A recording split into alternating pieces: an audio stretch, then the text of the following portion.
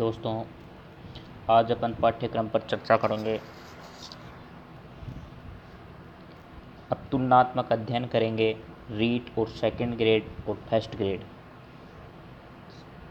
REET syllabus में संख्याएं या नंबर सिस्टम, घातांक के नियम, वर्ग तथा घन, बहुपद, द्विघात समीकरण, दो चरों वाले रेखीय समीकरण, प्रतिशत वर्धी एवं फाल्स, लाभ हानि, अनुपात मिश्रण, आयु, ब्याज या सरल ब्याज, ज्यामिति, क्षेत्रमिति, सांख्यिकी, आंकड़ों का चित्र द्वारा निरूपण, केंद्रीय प्रवृत्ति का माप और प्रायिकता। ये रीट मेंस का सिलेबस है। अब की बार ये वाला टॉपिक और ये वाला प्रायिकता पहले भी था, मतलब ये संख्या पद्धति वाला और एक केंद्रीय प्रवृत्ति के माप, ये दो न्यू टॉपिक हैं। और फर्स्ट ग्रेड के फर्स्ट पेपर में कॉमन देखो, नंबर सिस्टम कॉमन है, इसका भी कुछ पार्ट अपने को पढ़ना पड़ेगा। घातांक नियम के, वर्ग और घन का भी कुछ पढ़ना पड़ेगा टॉपिक। बहुपद पूरा टॉपिक दे रखा है, इसका एक क्वेश्चन फर्स्ट ग्रेड में हर बार पूछा जाता है। वो द्विघात समीकरण नहीं है, दो चरों वाले रेखीय समीकरण, बिल्कुल इसमें भी एक क्वेश्चन पूछा जाता है ज़्यादातर। और इसमें अपने को ज्यामिति वाला चैप्टर और आंकड़ों, केंद्रीय प्रवृत्ति के माप और सांख्यिकी के कम से कम 3 क्वेश्चन पहुंचे जाते हैं कभी कभी बार, तो मतलब ये इम्पोर्टेंट टॉपिक है। क्षेत्रमिति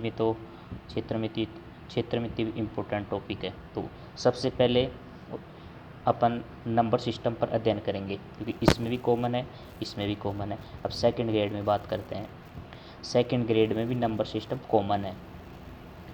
सेकंड पेपर में बात कर रहे हैं अपन की सेकंड ग्रेड का सेकंड पेपर। फर्स्ट पेपर में तो जीके आता है ओनली, लेकिन सेकंड पेपर में ये नंबर सिस्टम, घातांक नियम, वर्ग, बहुपद, द्विघात समीकरण, दो चरों वाले रैखिक समीकरण, इनका बेसिक नॉलेज अपने को होना चाहिए। इससे भी स्टैंडर्ड क्वेश्चन सेकंड ग्रेड में पहुंचे जाते हैं।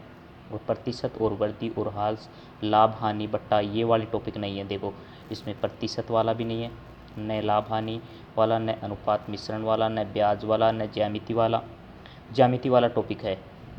क्षेत्रमिति है, सांख्यिकी भी है। सांख्यिकी में वो अपने को तो छोटा टॉपिक देखना पड़ेगा, और इसके अंदर और भी टॉपिक हैं। इसके बाद में अपन इसका अध्ययन करेंगे।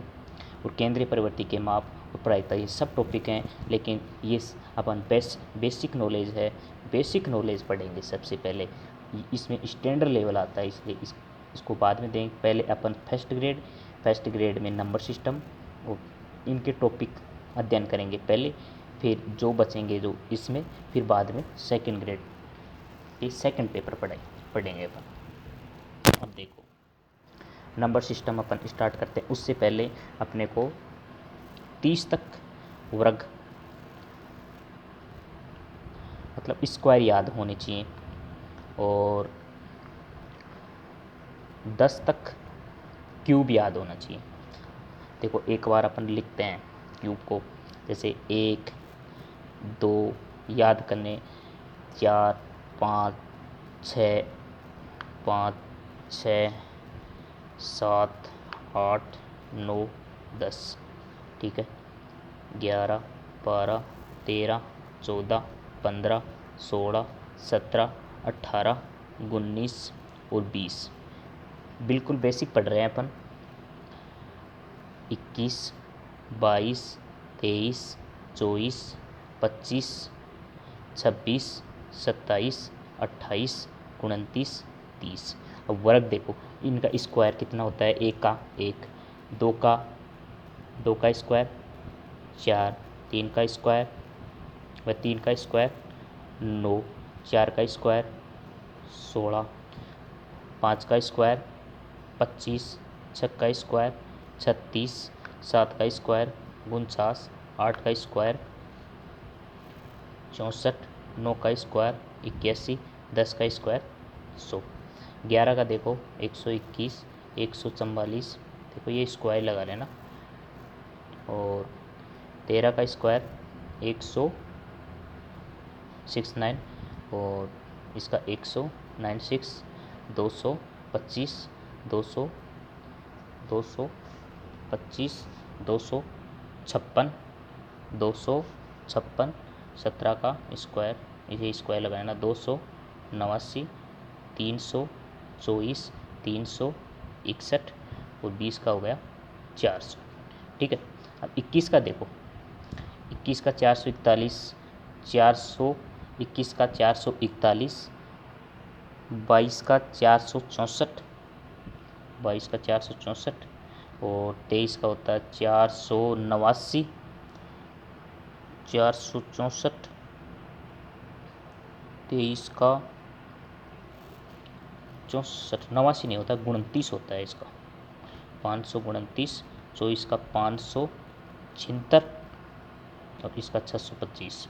ठीक है, और अब 26 को देखो, 26 का होता है 676, 7 का होता है 27 का 729 और 28 का 784 और 29 का होता है 841 और इसका होता है 3 का 9 मतलब 900 हो गया। अब देखो याद करने का ट्रिक देखो इनका, कहते हैं कि याद नहीं होता है 21 के बाद में। देखो ये वाला है 64, 764, तो 2 का कितना होता है 4, 3 का 9, 4 का 16, तो 16 का 6, 5 का 25, 6 का 36, 7 का 49 का 9, 8 का 64, 9 का 81 का 41। ऐसे सिस्टम जैसे इस यूँ लगेगा ये, देखो ये 41 और ये 4 मतलब ये 64 और ये 29, ये 76, मतलब ऐसे को रिलेटेड करके पढ़ो, इसमें याद हो जाएंगे। 2-3 बार लिखना, मैं लिखा वैसे लिख लेना, याद हो जाएंगे। अब देखो क्यूब और देख लो एक बार 10 मिनट 2 मिनट में, 1 का क्यूब, 2 का क्यूब, 3 का क्यूब, 4 का क्यूब, 5 का क्यूब, 6 का क्यूब, 7 का क्यूब, 8 का क्यूब और 9 का क्यूब और 10 का क्यूब। बिल्कुल बस, और कुछ भी मत पढ़ो इसमें, इतना ही देख लो अपन तो 1 का क्यूब कितना होता है, 1 का क्यूब 1, 2 का क्यूब 8, इसका 27, इसका 4 यानी 64, 125, 125 और 6 का क्यूब 216 और 7 का क्यूब 343 और 8 का क्यूब होता है 512 और इसका 729, ये होता है ना, और 10 का 1000। ये अपने को याद करना है, ये वाले और ये वाले। इसके बाद में अपन संख्या पद्धति पढ़ेंगे, ये कहीं भी काम आ सकते हैं अपने को। एक बार 2-3 बार लिख लेना, याद हो जाएंगे ऑटोमेटिक, जैसे मैंने लिखा वैसे 2-3 बार लिख लेना, फिर मनन करना, फिर याद हो जाएंगे। अब आगे देखते हैं, अगला वाला टॉपिक देखते हैं क्या है। संख्याएं, नंबर्स। संख्याएं 2 प्रकार की होती हैं, वास्तविक संख्याएं और काल्पनिक संख्याएं। संख्याएं वास्तविक संख्याएं और काल्पनिक संख्याएं, रियल नंबर और इमेजरी नंबर। अब वास्तविक संख्या भी 2 प्रकार की होती है, कि पूर्णांक और एक दशमलव, मतलब एक और पूर्णांक संख्याएं मतलब इंटीजर और दशमलव यानी डेसिमल।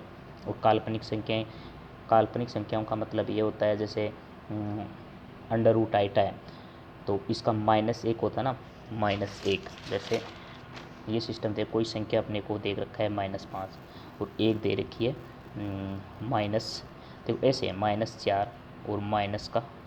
तो अब ऐसे पूछे कि काल्पनिक संख्या कौन सी है इसमें, तो ये काल्पनिक संख्या है, क्योंकि -1 गुणा 4 अंडर रूट, तो -1 क्या होता है आइटा, इसमें 1 आइटा। तो अपन यहीं तक पढ़ेंगे। अब सेकंड ग्रेड में बात करें तो आइटा स्क्वायर, आइटा की क्यूब, आइटा की 4, आगे बहुत बड़ी संख्या तक याद करेंगे, लेकिन अपने को ये इतना सा ध्यान रखना है कि ये क्या है, अंडर रूट 4 एक काल्पनिक संख्या है और अंडर रूट 4 काल्पनिक संख्या नहीं है। अंडर रूट 4 का मतलब होता है 2। देखो अपने ये पढ़ा था, इसकी परक संख्या होती है, ऐसे काम आएंगे ये। ठीक है, अब आगे देखते हैं। अब इसमें प्राकृतिक पूर्णांक संख्या कितनी, इसके प्रकार देखो पूर्णांक संख्या के। एक प्राकृतिक संख्याएं होती हैं नेचुरल, पूर्ण यानी होल, सम, विषम, अभाज्य, संयुक्त, सहअभाज्य और संपूर्ण संख्याएं। और डेसिमल भी दो प्रकार की होती है, शांत दशमलव और अशांत दशमलव, मतलब टर्मिनल डेसिमल और नॉन टर्मिनल डेसिमल।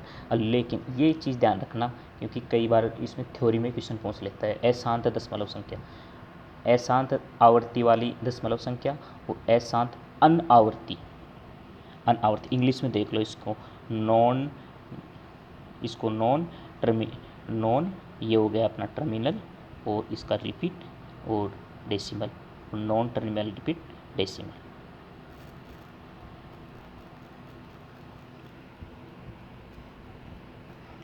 इसमें देखो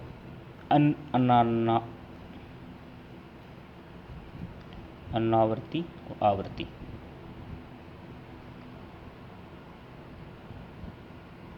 अब अगले देखिए काल्पनिक संख्याएं क्या होती हैं, इसके बारे में देखेंगे। ये सारणी अपने को दिमाग में होनी चाहिए। पहले तो ये अपन क्या क्या पढ़ेंगे, अब इनके बारे में ये टॉपिक पढ़ेंगे पहले, ये इम्पोर्टेंट है, ये इतना काम नहीं आता है कहीं भी ज़्यादातर ये वाले टॉपिक। और ये शांत और अशांत, शांत का मतलब और अशांत, शांत का मतलब ये होता है जैसे कोई संख्या होती है जैसे 3.33333 ऐसे चली जाती है, और एक होती है 3.39, आगे भाग नहीं जाता है, तो ये यहीं बंद हो गई, तो ये क्या होगी, ये तो अशांत संख्या है। और ये शांत हो गई, मतलब यही शांत हो गई 2 पे, और ये अशांत। इसका मतलब ये तो कौन सी होगी, शांत दशमलव संख्या, मतलब टर्मिनल डेसिमल, और ये हो गया नॉन टर्मिनल डेसिमल। बिल्कुल सही है, ये चीज़ अपने को बस इतनी सा दिमाग में रखना है। आगे देखते हैं। अब देखो काल्पनिक संख्याएं क्या होती हैं, मैंने काल्पनिक संख्या के बारे में आपको पहले बताया था। ऋणात्मक संख्याएं वर्गमूल काल्पनिक संख्या कहलाती हैं। जैसे मैंने आपको बताया था √5 क्या है, एक काल्पनिक संख्या है। √5 को कैसे लिख सकते हैं, मैंने बताया था अभी, ये √5 है, ऐसे है, तो ये 1 × 5, तो ये तो 1 को बाहर निकल आइटा, तो √5 आइटा, तो ये क्या है काल्पनिक, मतलब ऐसे बाहर लिख सकते हैं इस संख्या को, इस संख्या को ध्यान रखना। ओके, अब देखो आगे पूर्णांक संख्याएं क्या होती हैं।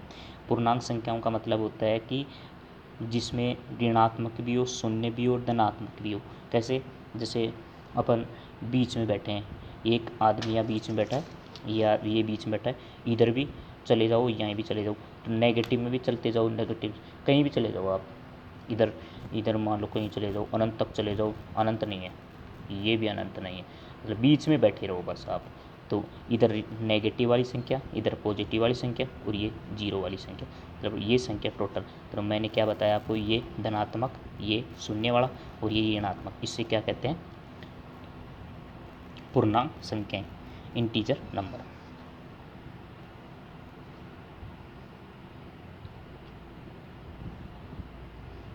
ये पूर्णांक संख्याएं हैं, पूर्णांक संख्याएं, ये वाली बात कर रहा हूँ मैं, ठीक है।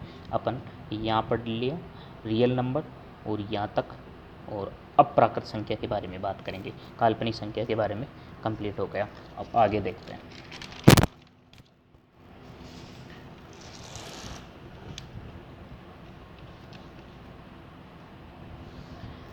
प्राकृत संख्या, नेचुरल नंबर, नेचुरल नंबर जो मतलब जिसमें जीरो नहीं आता है, सिर्फ 1 2 3 4 5, जिसमें जीरो नहीं आता है, जैसे जैसे n 1 2 3 4 5, ये सब संख्याएं कहीं तक चले जाओ, अनंत तक चले जाओ, 1 2 3 4 5 6 अनंत तक, ये क्या है, प्राकृत संख्या है, ठीक है। अब अगले वाले टॉपिक में देखते हैं पूर्ण संख्याएं क्या होती हैं। पूर्ण संख्याओं के बारे में बात करेंगे तो जीरो से प्रारंभ होकर, जीरो से प्रारंभ होकर, जीरो से प्रारंभ होकर अनंत तक जाती हैं, सिर्फ इसमें जीरो का फ़र्क है, देख लो इसमें जीरो का है, इसमें तो 1 2 3 है प्राकृत संख्या में, इसमें होल नंबर में 0 1 2 3 या अनंत तक जाती हैं। और सम संख्या मतलब इवन नंबर जिसमें प्राकृत संख्याएं 2 का भाग जाता है, वह प्राकृत संख्याएं जिसमें 2 का भाग जाता है, जिसे प्राकृत संख्या है 1 2 3 4 5 6 7 8, इसमें 2 का भाग जाता है, इसमें 2 का भाग जाता है, इसमें 2 का भाग जाता है, इसमें 2 का भाग जाता है। मतलब ये सभी क्या हैं सम संख्याएं। और विषम संख्याएं देखते हैं क्या है।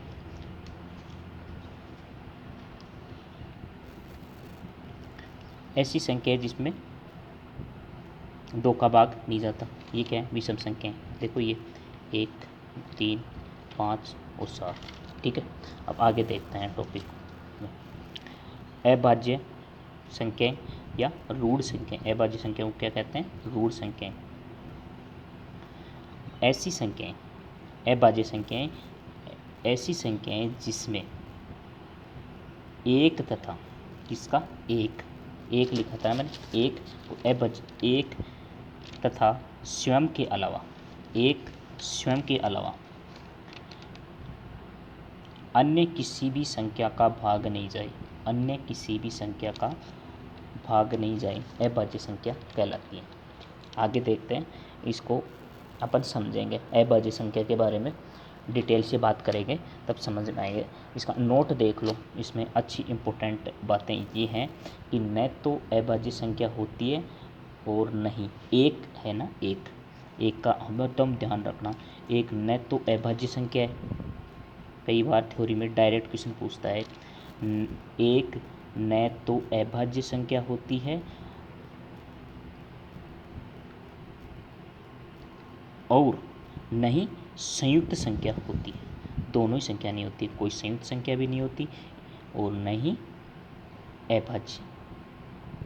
अभाज्य संख्या होती है। दोनों संख्या नहीं होती। दो एकमात्र सम अभाज्य संख्या।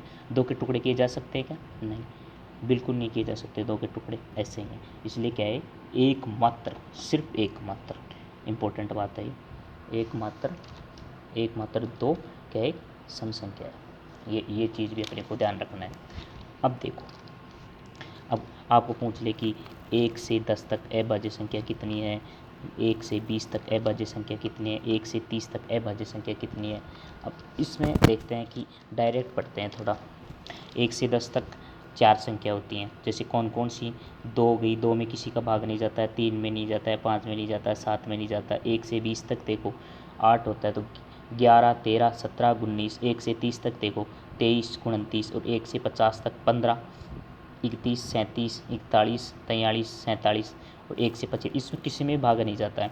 53, 54, 61, 67, 71, 73, 100 तक देखो तो 100 तक कितनी होती? 25 और 1 से 100 तक 168। जैसे अपन उसमें संख्या की होती है जिसमें अपन समांतर माध्य निकालते हैं, वहाँ बहुत काम आएंगे कि ऐसे लिखेंगे कि समांतर माध्य निकालो 1 से 50 तक के अभाज्य संख्याओं का समांतर माध्य निकालो, 1 से 30 तक समांतर माध्य निकालो। जैसे अपने को ये यहीं याद कर लो, यहीं देख लो एक बार कि 1 से 10 तक 4, 1 से 20 तक 8, 1 से 30 तक 10, 1 से 50 तक 15। ये तो देख लो, मतलब डायरेक्ट 1 से 50 पूछे तो कितनी होती हैं? 15। अभी ये याद करने की ज़रूरत नहीं है। और याद 2, 3, 4, 5, जैसे 1 से 8 तक अपने को पूछ ले कि समांतर माध्य, तो 2, 3 ये याद होना जरूरी है। फिर 1, 3, 4, 5, 6, 7, 19 इनको जोड़ के और 1, 2, 3, 4, 5, 6, 7, 8 का भाग लगा दो। वो अपन बाद में बात करेंगे इनके बारे में। अब अभी तो अपने को एक छोटी सी ये बातें याद रखो कि 1 से 10 तक कितनी होती है? 4। और कौन कौन सी होती हैं, संख्याओं के बारे में बात कर रहे हैं। ठीक है, अब 1 से 100 तक कुल अभाज्य युग्मों की संख्या होगी। अब अभाज्य युग्म ये नहीं समझ रहे हैं कि अभाज्य युग्म क्या होते हैं। अब देखो क्या होते हैं अभाज्य गुणनखंड। ऐसी अभाज्य संख्या जिसमें 2 का अंतर होता है। क्या होता है? 2 का अंतर होता है।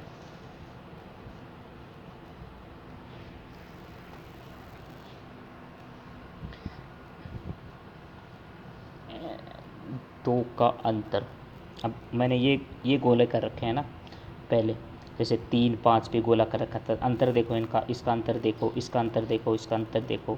29, 31, 41, 43 और 71, 73 सभी में अंतर 2, 2, 2 है। तो कितनी हो गई अभाज्य? 100 तक 1, 2, 3, 4, 5, 6, 7, 8 हो गई, तो 8 हो गई कंप्लीट। अब देखो मैंने ये अभाज्य संख्या लिखी थी पहले, एक बार ये चेक कर लेना आप, ठीक है। ये लिखा था, ये गोले इसलिए बना रखे हैं मैंने, ये देखो ये लिखा है 3 5 3 5, उधर मैंने 3 5 लिखा था, ऐसे अपने को देखना है सिर्फ, ठीक है। आप नोट्स बना लेना है। अब नोट, प्रथम 10 अभाज्य संख्याओं का माध्य 12.9 तथा माध्यिका 12 है। प्रथम 10 अभाज्य संख्याओं का माध्य, डायरेक्ट क्वेश्चन पूछ लेता है कभी कि प्रथम 10 अभाज्य संख्याओं का माध्य 12.9। अब माध्य में भी पढ़ेंगे ये बातें, लेकिन ये मैंने डायरेक्ट एक नोट लिखा दिया है, और माध्यिका 12 होती है, ठीक है। अब 200 क्वेश्चन कैसे पूछेगा, ये इम्पोर्टेंट है, ये थ्योरी मत देखो आप, मैं बताता हूँ आपको क्या करना है। जैसे अपने को टॉपिक ये दे रखा है, इसके बारे में समझते हैं कि 200, ये है 203, ठीक है। अब 203 दे रखा है। अब अपने को क्वेश्चन क्या पूछा है कि 203 में अभाज्य संख्या है या नहीं है। अब ये पूछा है कि 203 अभाज्य संख्या है अथवा नहीं। अब चेक कैसे करेंगे, देखो सबसे पहले क्या करेंगे, इसके बड़ा वर्ग देखेंगे, इससे बड़ा वर्ग कौन सा है। अब मैंने कहा था कि आपको याद करना ज़रूरी है वर्ग को, क्या कहा था कि वो याद करना ज़रूरी है, मैंने कहाँ लिखा था वो वर्ग,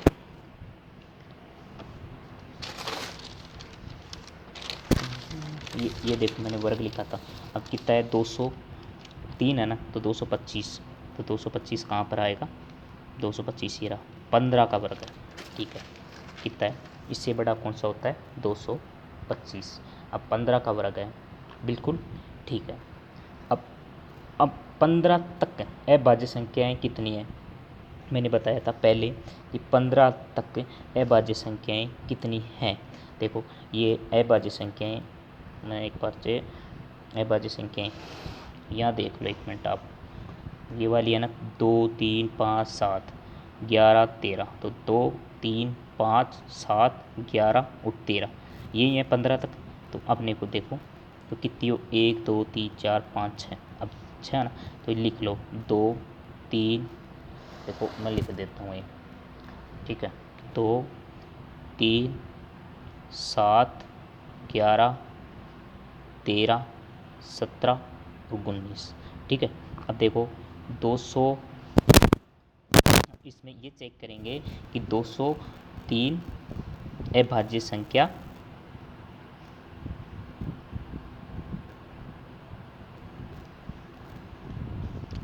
अब इसमें चेक करेंगे कि इसमें 2 का भाग जाता है नहीं जाता, नहीं जाता, 3 का जाता है नहीं जाता,